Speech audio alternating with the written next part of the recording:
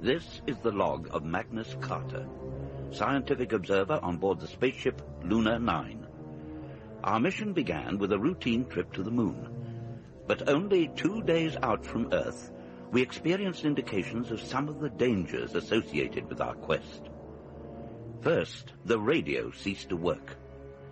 Then Communications Officer Chipper Barnett suffered 2 violent electrical shocks, rendering him unconscious. On both occasions he heard, or thought he heard, loud, mind-penetrating, paralyzing sounds, amongst which was a woman's voice calling Epsilon Solar and reciting a list of scientific formula and fact. I recognized this as part of an experimental radio message transmitted into deep space roughly 30 years ago in the direction of the star Alpha in the constellation Centaurus. I suggested to ship's captain Saxon Berry that what Chipper heard might be a response to that message. Now, wait a minute, Magnus. Are you suggesting that intelligent beings more than 15 light-years away from Earth are trying to contact us? I think they've done it. But that voice, so loud, it could have been coming from the moon. Exactly. You mean they are on the moon? Maybe not on the moon, but close, very close. I believe, gentlemen, that we are on the brink of a space-age breakthrough. What? Personal contact with extraterrestrial beings.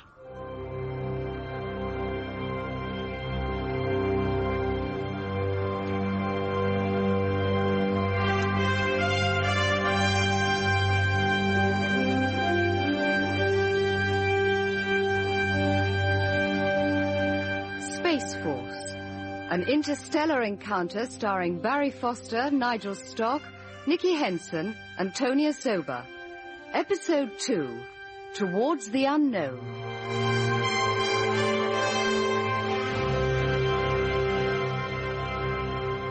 What makes you so sure, Magnus?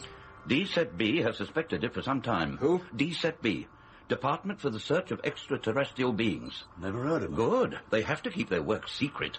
Otherwise, their discoveries might cause panic on a massive scale. Then why are you telling us? Because you are now part of the organization, Lodrick. Its very spearhead. Who do you think has planned Space Force and prepared its program of operation and your training? You are part of this D-Set B. Yes. And that's why you're on this trip. My brief is to investigate those radio signals, find out who or what is sending them. But where are they coming from? Somewhere in the region of Jupiter, we think. Jupiter?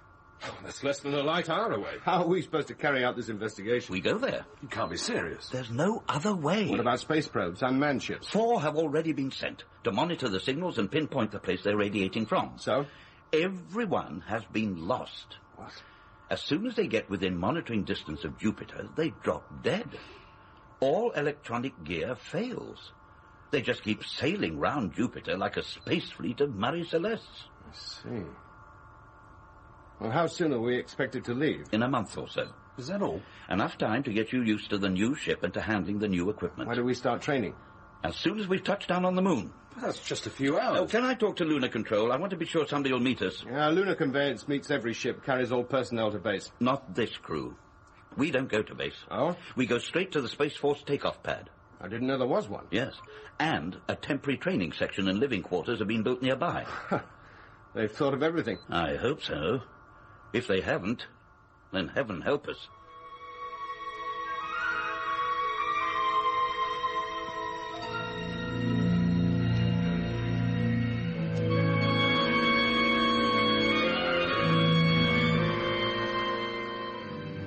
A few hours later, the ship was turned over and we landed.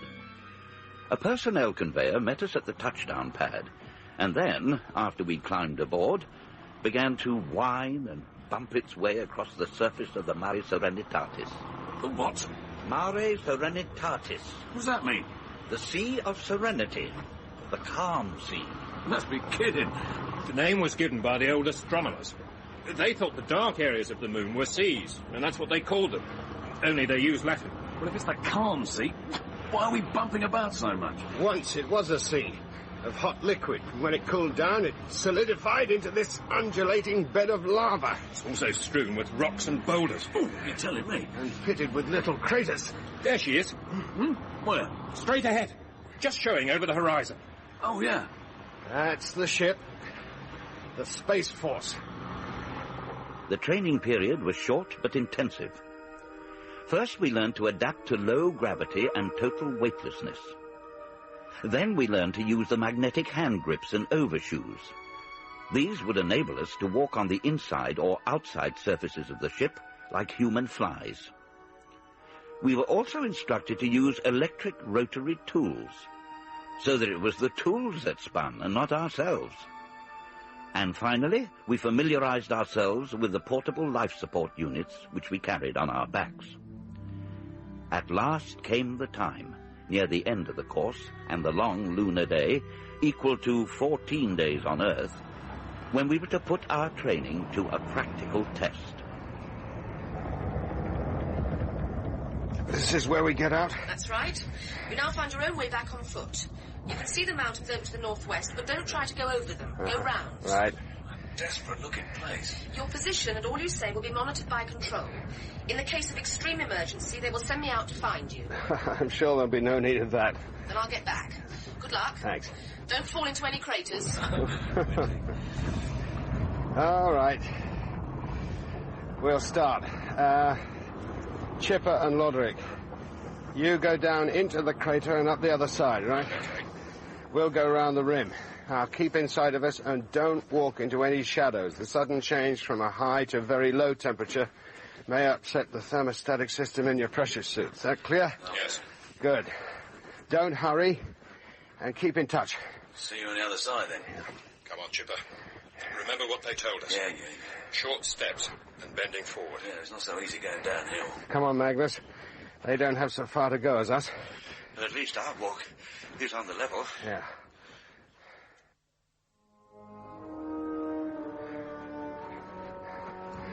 How wide did they say this crater is? About 6 miles. Yeah. Well, Chipper and Loderick must have reached the middle by now. Hello, Loderick. Receiving you. Yeah, we can hear you, but we can't see you anymore. It's not surprising with these... What is it?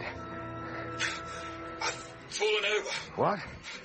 But I'm all right. Don't move. Don't move. Stay where you are. Chipper will help you up. Chipper? Chipper? Why doesn't he answer? Loderick? Yes. Can you see him? Can't see anything except the sky. I'm flat on my back. Chipper? Chipper? I'd better try to get up without him. No, wait. You might puncture your suit. I'm helpless like this. We'll come down. Loderick, it's Saxon. Thank goodness you're here. Give me a hand up. Right. Come on. Easy now. Yeah. Thanks. Now, where was it you last saw Chipper? Behind that rock. He jumped over it. He what? Has he gone crazy? And where has he got to? Oh, perhaps he's fallen into a small crater. I'll give him one more call. And if there's no response? Oh, then we'll have to ask Control for a full-scale emergency operation. Hello, Chipper. This is Saxon. Can you hear me? We'll have to call. Hello, Chipper. Saxon calling Chipper. There you are. At last. What do you mean, at last? I've been calling and never any reply. No sign of Loderick. I think I've lost him. I'm here. Where are you? I'm about halfway up the southern slope of the crater. Southern? Yes, there he is. On the high terrace. You can see the glint of his visor. Chipper, what happened to you? I don't rightly know. He's at least a mile away. Maybe more. How could he have covered all that distance?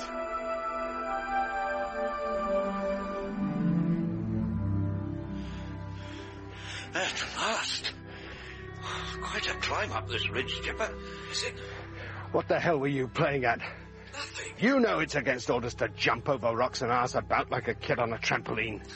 I don't know what came over me. Why didn't you answer my calls? I tried to, but you didn't seem to hear them. When that music came on, I couldn't hear anything. It was deafening, right inside me. Music? Yes. And a voice? Yes. I thought perhaps I could get out of the range of it if I climbed up to the rim, but the funny thing is I don't remember climbing up. One minute I was in the depths of the crater with that music in my head, driving me crackers. The next I'm up here on the terrace, all quiet and peaceful, and you're calling me. You were aware of nothing in between? No. don't think I made it up, do you? Well, I might have done, if you hadn't apparently climbed up here so quickly. How you managed that, I shall never figure out. Wish I knew. All I do know is that space music had something to do with it. Yeah. Well, the main thing is you're okay. Come on. We'd better get you back to base. What had happened to Chipper? Strange things can happen to spacemen, especially after long periods of low or zero gravity conditions. Stomach upsets, headaches, and even hallucinations. Yet an examination by the training center's psychologist found him quite normal. And the incident was put behind us when less than 36 hours later, the time arrived for us to take the first step of our momentous journey to the giant planet, Jupiter. 10, 9, 8, 7, 6, 5, 4, 3, 2, 1, 0.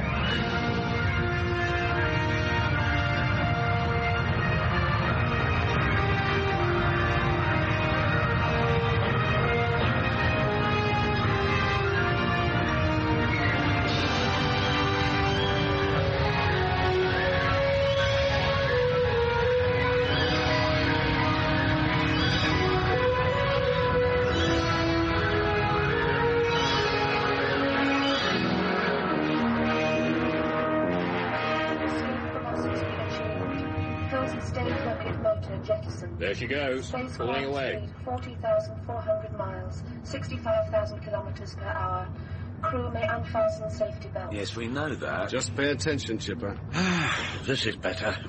Good, smooth takeoff. Yes, so I should think, ship like this. Quite. Comfortable cabin, too. It needs to be.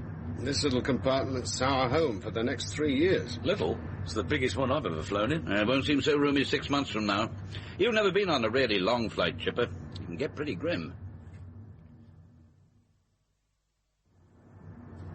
0 plus 53 Earth days and 12 hours, universal time. Ship to Earth, distance 48 million miles. Ship to target 449 million.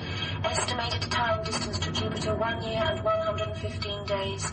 Space Force is about to cross the orbit of Mars. Hear that? We're crossing the Martian line. This calls for a celebration. Does that mean we'll get a close look at it? What, the Martian orbit? No, the planet Mars. Afraid not, Chipper. Oh. Right now, Mars is situated on the other side of the sun. It's nearer to the Earth than we are. How are we going to celebrate? With a proper meal.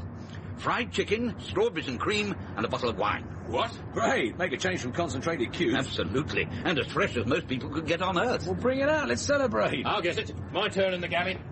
How much of this fresh frozen food have we got? Not much. It's too heavy. Enough for a couple of meals. Oh. 0 plus 199 Earth days and 12 hours, universal time. Ship to Mars, distance 132 million miles. Ship to Earth, distance 180 million miles. Ship to target, distance 320 million miles. Estimated time distance to Jupiter, 11 months, 27 days. Hear this.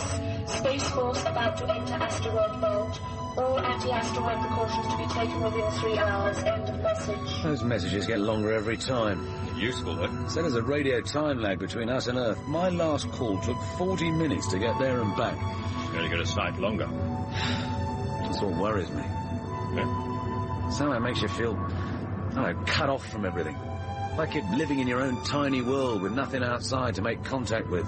There's plenty to see outside. Stars by the billion, galaxies by the million, comets, planets. What do you mean there's nothing to see out there? It's just a feeling, that's all. Right, Lodrick, Chipper, finish up any work you have that involves the use of any extension, boom, or antenna, except radio, solar energizers, and televiewer. Hey? Well, didn't you hear? We're about to enter the asteroid belt. Now, when you've finished up your work, we'll close off all pressurized units of the ship and make ready for asteroid emergency. Right. Oh, and from now on, pressure suits will be worn at all times. Oh, no, what, helmets as well? No, but keep them close by. Why all the emergency preparation? Just in case. If we were hit, even by a small rocket, could knock quite a hole in us. The air would escape. Oh, I thought entering the asteroid belt was a time for celebration, like crossing the Martian orbit. Not on this ship. No decent meal, then? No. But once we finish the preparations, we can at least get some rest. instruments have been retracted, Saxon. Good. You can get some sleep then, Loderick. Thanks. How's Chipper, Magnus? Dead to the world. Will be for the next couple of hours. I put a sedative in his drink. Sedative? Why? I'm worried about his health. I think he's developing signs of solipsism syndrome. What's that? He thinks that anything outside his own experience cannot exist. It's not uncommon for people shut up for long periods in confined spaces. But he's been flying between Earth and Moon in confined cabins for years. But never for months at a time. We can expect to be cooped up for 3 years. And we've spent little more than 3 months so far. Yes, I see what you mean. What made you suspect something was wrong? The way he's affected by the long waits between radio calls. Having to wait 40 minutes or more for a reply has a frustrating effect on him. Yes, I've noticed. It could get worse. How? Apathy. Diminished power of judgment and then a don't-give-a-damn attitude. Except for things that affect him directly. Personal things like the quality of food. He's also liable to get quite aggressive. Hallucinate even. Like on the Moon, when he said a voice drove him up the slope of the crater? Possibly. He's already complained about the radio time lag. What? Asteroid, we've been hit. We've been hit. Come on, get your helmets on. What about Chipper? He's dropped. Where's his helmet? I don't know. What? He could die if we... There it is, behind the video screen. I'll get it. No, I'll look after him. You get to your station and turn that alarm off. There. Everybody all right? I'm fine. And me. I've put Chipper's helmet on. Any sign of damage? No. How's the air pressure? Normal. We don't seem to have lost any. Does that mean we haven't been holed? Yes. We've been lucky. It must have been a very small asteroid, hardly more than a particle. Oh, let's hope we don't meet a larger one. We remained lucky. It took us an anxious, worrying 5 months to pass through the asteroid belt, but we finally emerged unscathed. Much to Chipper's delight, we celebrated with another fresh food dinner, our second in a year. Then, on the 500th day... Chipper. Yeah? Come and look at this. What is it? There, on the screen. Blimey. Isn't that beautiful? Well, I suppose it is, in its way. Something I've dreamed of all my life. What? To see Jupiter in close-up. It looks like a glowing jewel resting in black velvet. Look at all those colours. Russet, purple, brown, and the glorious red spot. Well, almost red. Looks like a giant stomach ulcer. Chipper, you've got no soul. Why's it got that golden rim round it? That's the Jovian atmosphere flowing past it. Like a strong water current past a rock. Is that what it is? No, Jupiter consists almost totally of gas. And what causes that thing? The Great Red Spot. Yeah. It's a storm. An everlasting hurricane in the Jovian atmosphere. 30,000 miles long and 7,000 miles wide. You could drop 2.5 Earths in there and lose them. No place for holiday. You're right. And here we are, heading straight for it. We shall go round it. Attention, unidentified object ahead, bearing 0.1 degrees, distance 300 miles, enter 300 miles? Sorry, Loderick, I'll have to have the televiewer. Help yourself. 0.1 degrees, did the computer say? Yes. Yes, it's there. 285 miles ahead. Whatever it is, we're gaining on it slowly. Yes, we should be level with it in an hour or so. Keep watch, Magnus. Give me a call when you get a clear view of it. Saxon, we're almost up with it. It's a ship, no doubt about it. It doesn't seem to be carrying any antennae or booms or anything. You'd think they'd have noticed us by now. Perhaps they're lying low. Hey, look at the way she's tumbling over. I'd say she was out of control. Hey, look at that. What? Well, the next time she turns over, look at where the entrance should be. There, see? Good heavens, yes. It is the entrance. But it's open. Well, that must mean that nobody's there. They've all left. If they haven't, they're all dead. But who? The ship looks as though it was made on Earth. Maybe some tin pot country operating an expedition on the quiet. It doesn't appear to have been very successful. We'll go over there. You and I. Very well. Loderick, bring us 2 personal mobility units. Yes, Magnus. Chipper, prepare the lock to let us out. Right. and then go back to your watch. Sure. Make sure all we say and do is recorded. Roger.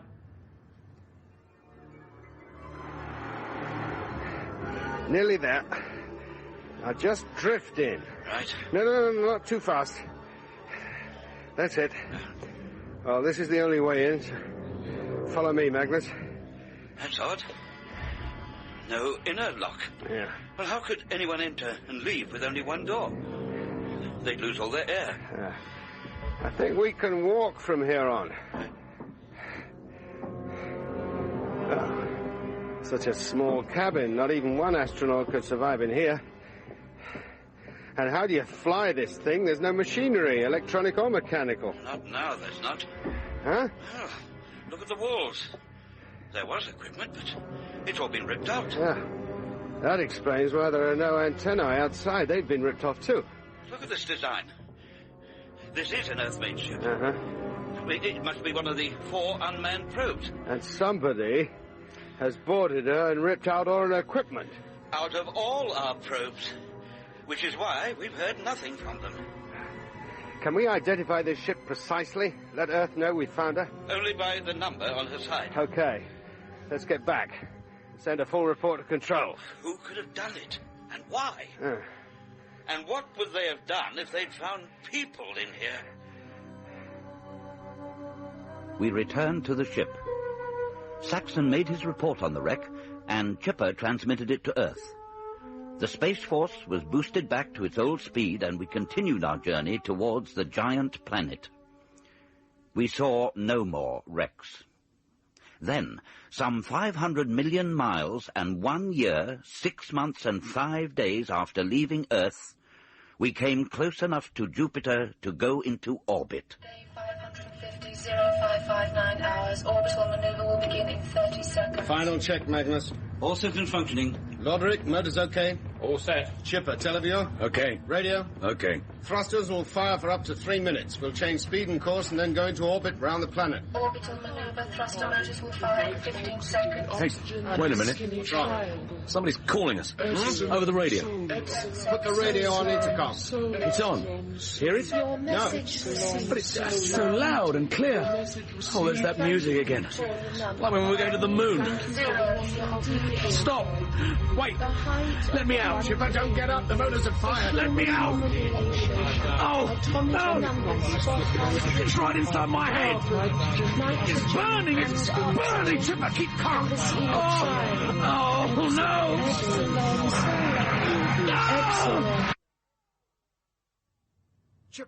Chipper. Speed 46,000. What Now happened? in orbit. The radio heated up and exploded. I heard that music again and that woman's voice. You heard it, didn't you? I fed the radio into the intercom so you could all hear. No, Chipper. We heard lots of odd sounds, but no voice. It was as clear as anything. Day 550 times 0559 hours and 3. And 3 what? What else? It stopped. The computer stopped working. Something has put all the radio circuits out of action. It's Jupiter's radionosphere. We're too close. Control said it would have little effect. Well, they were wrong, weren't they? What if it upsets the other circuits? The motor monitors, the power supply. I spoke too soon. Where's the emergency lighting control? It should come on automatically. Yeah, there it is. How about the televiewer? No, that's failed. Everything's gone haywire. We can't navigate the ship blind. We must be able to see out. Well, use the observation dome. Open the lock, Loderick. Right. Now what? Emergency power's failed. Why's it gone all dark? What's going on? Well, that's everything except the gyros. Go to your takeoff positions, get your flashlights. I've got mine, but it doesn't work. Nor mine. Well, that's it then. The television circuits don't function, so we can't see. The radio doesn't work. The computer ceased to function. There are no lights. And the air replenisher has stopped. The ship has dropped dead. Like that wreck we saw 5 days ago. The air supply's running down fast.